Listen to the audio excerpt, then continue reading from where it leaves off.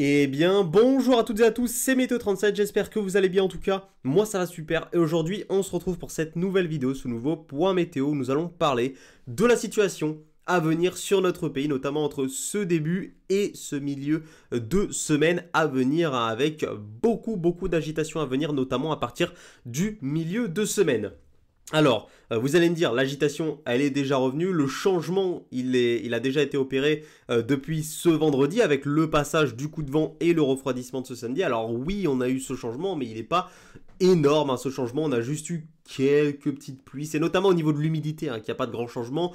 Voilà, on a eu quelques petites pluies vendredi qui sont passées, qui n'ont pas apporté beaucoup de cumul, c'était pas énorme, alors que là, à partir de ce milieu de semaine, on va vraiment avoir un changement conséquent au niveau de l'humidité.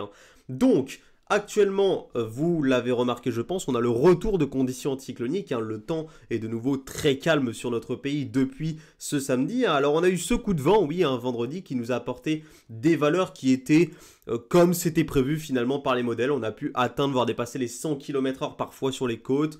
Généralement, on était entre 60 et 80 km/h et on a pu atteindre les 80 à 90 km/h sur les secteurs, notamment au passage des pluies et des averses. On a même pu atteindre les 97 km/h sur la Champagne. Mais concrètement, le coup de vent était comme prévu finalement par les modèles. Donc voilà, on a le retour de cet anticyclone depuis samedi. Cet anticyclone, il a transité depuis l'Atlantique vers l'Europe. Il est quand même très mobile, cet anticyclone. Et il va falloir surveiller ses mouvements parce que actuellement, il nous concerne, il nous donne un temps calme, il va nous influencer jusqu'à mardi notamment. Et on voit que par l'Atlantique, on a la poussée d'une dépression à 980 hectopascales, vous le voyez. Cette dépression pousse par l'Atlantique et en même temps, donc, l'anticyclone, on le voit, qui, d'une part, se décale vers l'Europe centrale et l'Europe de l'Est, et qui d'autre part, on voit qu'on a une partie de cet anticyclone qui remonte ici vers le nord, vers la Scandinavie, et c'est cette petite partie qui remonte vers la Scandinavie de l'anticyclone qui va provoquer un blocage scandinave. Voilà, on va avoir ce blocage scandinave qui va se mettre en place. Alors, la situation, elle est extrêmement complexe, elle est extrêmement compliquée actuellement sur les modèles. Ils sont très changeants, puisque c'est surtout à cause de cette dépression ici. Surtout à cause de cette dépression qu'on a des modèles très changeants, des modèles qui ne sont pas fiables, qui n'arrivent pas à s'entendre, à se mettre en accord. On a des scénarios complètement différents au niveau du placement de cette dépression, au niveau de son creusement. Voilà, on a beaucoup de changements entre les modèles. Donc, on a des prévisions extrêmement compliquées. Par contre, il y a une chose qui est sûre, c'est qu'à partir de mercredi, on va avoir un retour en force de l'humidité sur notre pays. Ça semble clair sur les modèles. Cette dépression, on ne connaît pas exactement son placement ni son intensité, mais il y a un truc qu'on sait actuellement sur les modèles quand même. Ils sont à peu près tous en accord là-dessus, c'est que regardez, c'est que cette dépression, elle va nous concerner, elle va nous apporter déjà beaucoup d'humidité en premier temps, mais derrière, on pourra avoir un autre système dépressionnaire encore plus creux qui pourrait venir de l'Atlantique et nous concerner. Donc, un truc qui est sûr, c'est qu'on va être très influencé par les systèmes dépressionnaires tout au long de cette semaine, de ce mercredi jusqu'à une date butoir, on ne sait pas laquelle. On serait influencé par donc ces systèmes dépressionnaires. Parce que oui, sur les modèles, l'influence océanique, elle va très loin. Sur beaucoup de modèles, elle va très loin, on n'en voit même pas la fin. Donc, on peut parler d'un retour des systèmes dépressionnaires, d'un retour concret des systèmes dépressionnaires et de l'humidité à partir de mercredi. Mais pour la fin, on ne sait absolument pas quand est-ce que ça va être. Les modèles ne voient pas la fin de cette séquence dépressionnaire sur notre pays. Donc, là, on a aussi de gros doutes. Déjà, donc c'est, comme je vous l'ai dit, sur l'intensité et le placement de cette dépression, mais qui va de toute façon nous influencer et nous apporter beaucoup d'humidité déjà dans un premier temps. Et en deuxième temps, ce qui n'est pas fiable, c'est celui-là, c'est le drain continental. Ici, on a de gros doutes sur ce drain continental, alors qu'il va avoir lieu à partir de la fin de semaine. Donc forcément, l'échéance est assez longue encore sur le drain, donc on n'a pas vraiment d'accord encore sur la plupart des modèles.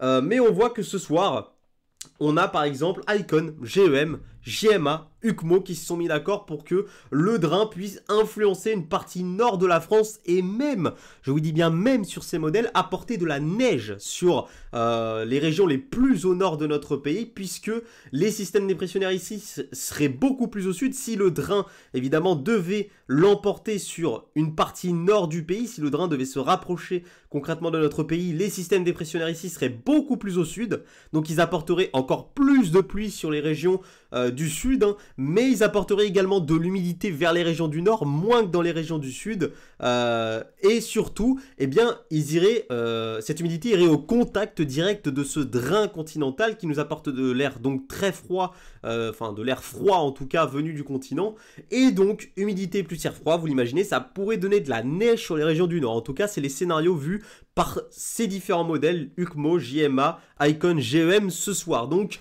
on a concrètement de gros changements encore ce soir, hein, qui nous font dire, hein, que la situation n'est encore absolument pas fiable, qu'il va falloir affiner encore énormément de choses, hein. Donc voilà, GFS et CEP, eux, alors CEP n'a pas encore eu sa mise à jour de ce soir, donc on verra bien ce qu'il va dire, mais GFS, lui, est toujours plutôt sur une victoire large du flux océanique, hein, et d'un drain qui passerait largement plus au nord, voilà, et d'un drain qui ne nous influencerait pas du tout finalement en France, hein. Donc, je vous referai un point météo demain, lundi, pour regarder le suivi de l'évolution sur notre pays, parce que la situation peut être très intéressante. Le drain pourrait passer sur les régions plus au nord, venir en contact de l'humidité, donner pourquoi pas des précipitations neigeuses, ça peut être une première possibilité. On peut avoir la possibilité aussi d'un drain qui ne viendra absolument pas nous concerner, et d'avoir juste voilà ce système dépressionnaire qui nous influencerait avec un vent peut-être de sud qui pourrait, en tout cas c'est le scénario CEP de ce matin, d'un vent de sud qui pourrait souffler en tempête. On a également des scénarios qui nous voient des dépressions secondaires comme celle-ci ici qui pourraient se creuser et nous donner de fortes rafales de vent. Il y en a même certains qui, un petit peu après, vers la fin de semaine, voient des scénarios tempétueux. Donc on a des scénarios tellement différents actuellement qu'on ne peut quasiment rien vous confirmer actuellement. Voilà pourquoi la situation est extrêmement complexe. Alors voilà, je voulais surtout vous faire ce point météo pour vous expliquer à quel point la situation actuelle est très complexe sur les modèles, à quel point c'est extrêmement difficile de faire des prévisions sur la situation à venir pour la semaine prochaine, notamment pour la seconde partie de la semaine prochaine, hein.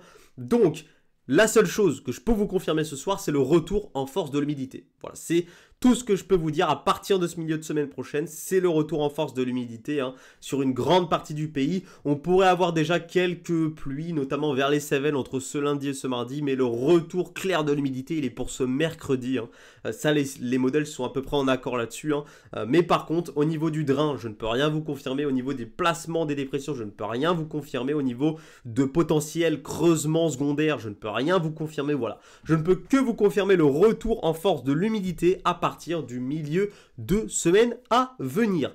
Merci à vous d'avoir suivi donc ce point météo. Je voulais surtout le faire, comme je vous ai dit, donc pour vous expliquer la complexité des prévisions actuelles au niveau des centres d'action. On voit qu'on a un retour en force de l'agitation sur notre pays, hein, et donc les modèles sont un petit peu paumés, sont très différents, et donc je vous referai évidemment des points météo dans les prochains jours pour regarder le suivi, hein, l'évolution de la synoptique à venir, hein, pour la fin de semaine prochaine. Mais en tout cas, la situation, sachez-le, elle est très intéressante à suivre, hein, puisqu'on a un retour clair de l'agitation et de l'humidité, et ça fait extrêmement plaisir.